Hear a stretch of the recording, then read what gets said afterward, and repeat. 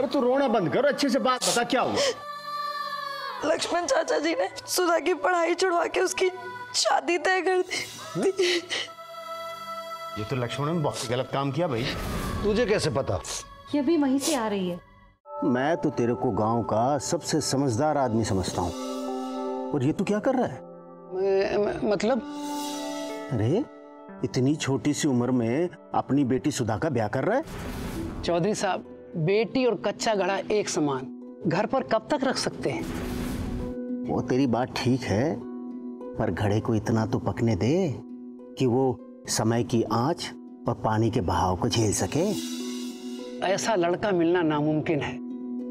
देख भाई, मैं स्वाति और सुधा में कोई फर्क नहीं देखता। तेरी बेटी सुधा पढ़ने में बहुत होशियार है, और तू तो पढ़ाई के महत्व को जानता है। वो तो आपकी बात सही है, पर इस दुनिया में बच्चों का भला माँ बाप से ज्यादा कोई नहीं समझ सकता। तूने लड़का देखा है, अच्छा ही होगा, पर मैं तो कहता हूँ सुधा जब तक मन और शरीर से ब्याह के लायक ना हो जाए ना, उसका ब्याह नहीं करना चाहिए। अब आप बताओ, इतना अच्छा लड़का कैसे छोड़ दूं? भाई मैं भी बाप भी हूँ और दादा भी।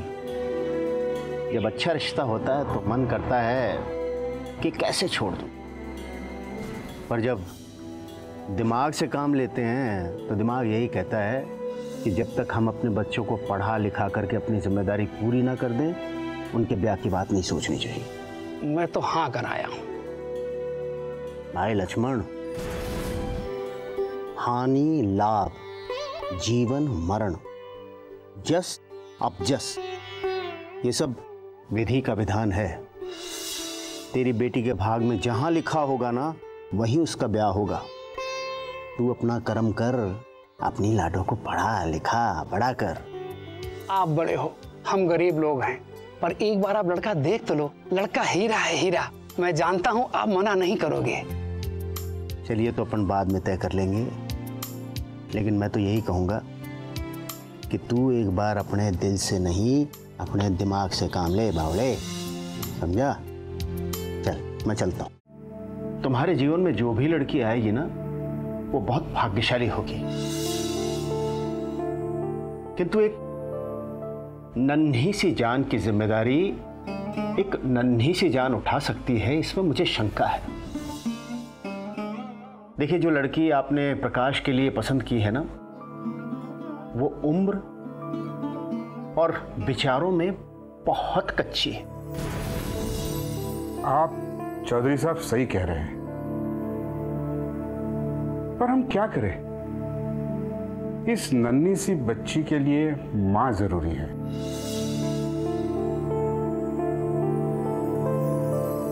लड़का अकेला सारी जिंदगी कैसे बिताएगा? और फिर बच्ची भी है। अब आप देखिए, हम लोग कब तक साथ देंगे? इसलिए मैं चाहता था कि इसका विवाह हो जाता तो। मैं आपकी बात समझता हूं, किंतु यदि मुझसे पूछे तो ये एक बेमेल विवाह है। तो आप ही बताएं चौधरी साहब, हमने क्या करना चाहिए? देखिए, अगर ऐसी बात है तो मैं आपको एक सुझाव देता हूं। देखिए, मेरी नज़र में प्रकाश के लिए एक लड़की है। मेरे एक मित्र हैं, उनका बेटा फौज में था, किंतु बॉर्डर पर लड़ाई होने की वजह से वो शहीद हो गया। उसके एक बच्चा है 1.5 साल का। लड़की दूसरा विवाह नहीं करना चाहती, किंतु उसके सास ससुर चाहते हैं कि वो अपनी बहू को बेटी की तरह से विदा करें। विधवा?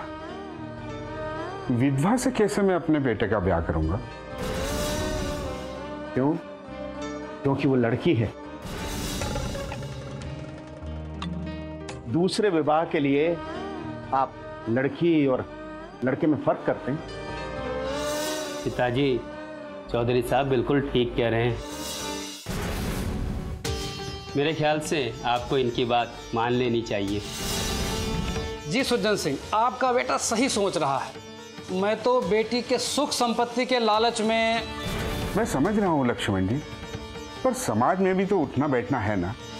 सज्जन सिंह जी, किसी की नीरस जिंदगी में रंग भरना तो बहुत गर्व की बात होती है।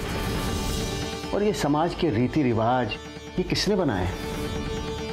हमारे जैसे लोगों ने तो बनाए हैं।